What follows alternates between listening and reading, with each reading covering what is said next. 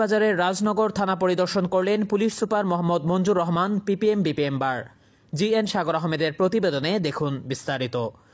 বৃহস্পতিবার ২৭ জুন মৌলভীবাজার জেলার রাজনগর থানা পরিদর্শন করেন জেলা পুলিশ সুপার মোহাম্মদ মঞ্জুর রহমান পিপিএম বার।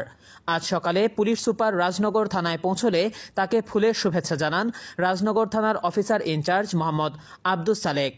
পরে রাজনগর থানার অফিসার ইনচার্জের নেতৃত্বে রাজনগর থানা পুলিশের একটি চৌকস দল পুলিশ সুপারকে গার্ড অফ অনার প্রদান করে। সালাম ও অভিবাদন গ্রহণ শেষে পুলিশ সুপার রাজনগর থানার বিভিন্ন কার্যক্রম ঘুরে দেখেন এবং থানা প্রাঙ্গণে বৃক্ষরোপণ করেন।